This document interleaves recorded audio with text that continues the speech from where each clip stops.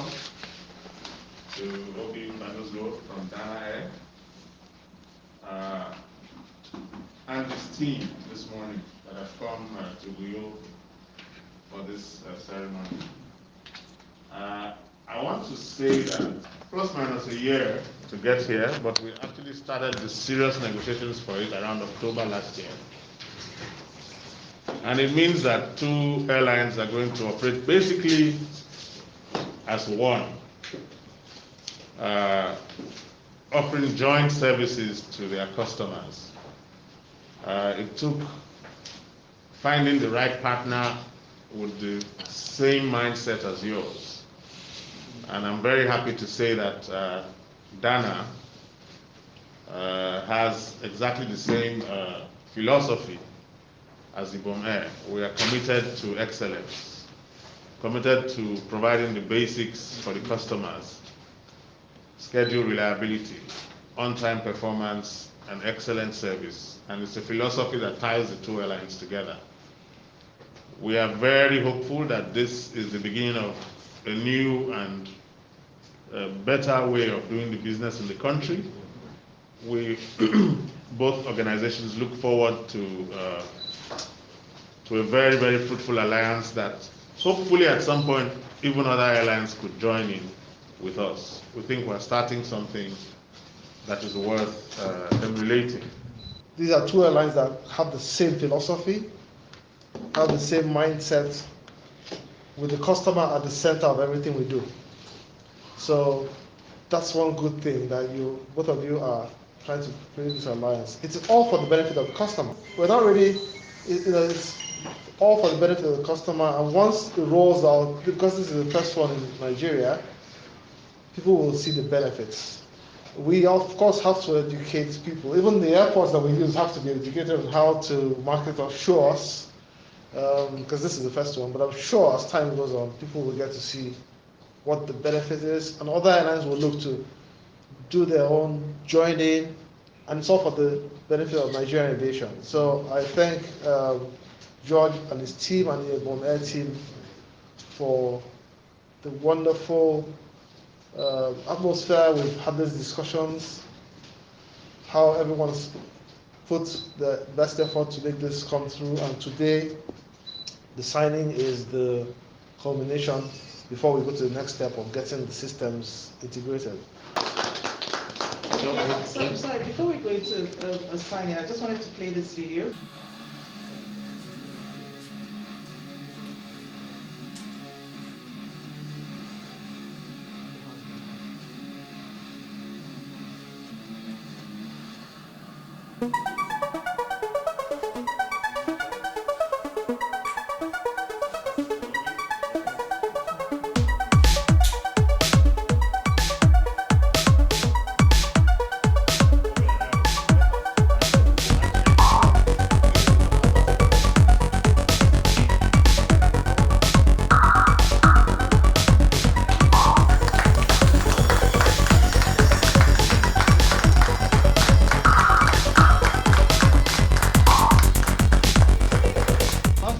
Dana and Ibom had been having a reprotection agreement. And reprotection agreement is for what we call irregular operations when there's a problem. It's not normally something that we advertise out there because it's not for regular operations. But we've had that agreement, an arrangement whereby if either airline has a problem, has a situation, has a technical, we help each other out. So this is like the next step of the process. So that's the first thing. So we've had a lower level agreement already before this, and so moving it further to try and ensure that we saw the benefits of that previous agreement. So look, going further for the customer, I'm sure if you speak to any customer, they probably might not have had any negative experiences due to, for example, technicals or something. Same thing with our customers. The step is looking, how do we work even deeper? And an example is just before COVID hit, Dana-Air, for example, we operated into Uyo, if you remember. Well, when Ibom Air provided excellent service into Uyo, with Dana-Air, we have 150-seater airplanes with suddenly putting overcapacity into the market. And we can look, how do we make sure that the customers are served, but we don't put over capacity, and instead we deploy that capacity elsewhere for the benefit of both Dana and Ibom. Because what we could do is either have deploy our extra capacity, excess capacity to a different market that has demand, and Ibom gets a bit of that capacity by putting a code on us, and we still keep our customers who want to fly us to Uyo by putting our code on Ibom service. So that's where this came from, and that's really one of the big benefits we're getting out of this. Every time, the airline seat is a very perishable item. Once that door closes, any seats that are not occupied have perished forever. So the airline aims to put as many people on as possible as seats on an aeroplane. So if we have a flight where we have 65 passengers, and we'll close the door and we'll go with 65.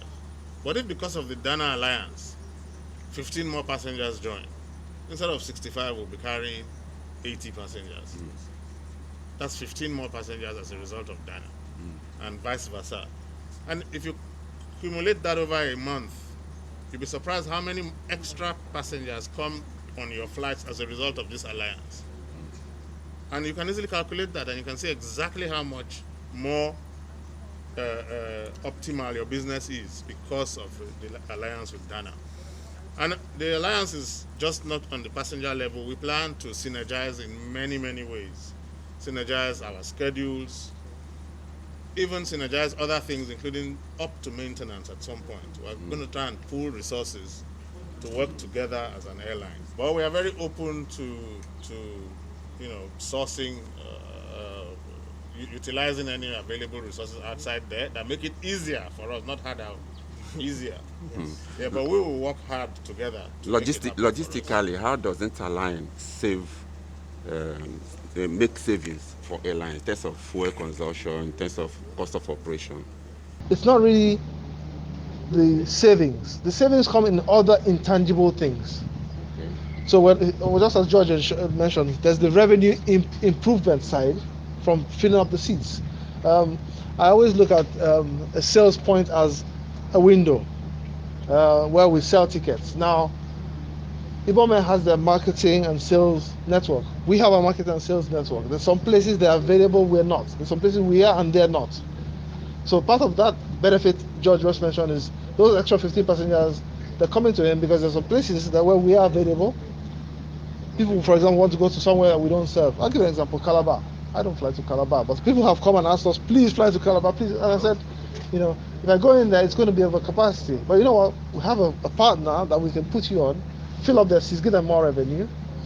For the customer, the benefit is they're getting the service from somebody they didn't expect they would get the service. Then, as George has mentioned, going further, we could look at more synergies. So the savings could come from those extra synergies.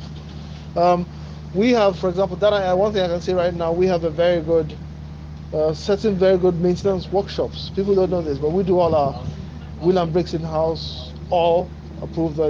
We're just about to get our MRO going. I can see the government of Pueblo also has an MRO about to. So there's a lot of things we can do in the future. Looking at the bigger picture, are we moving gradually towards a complete merger?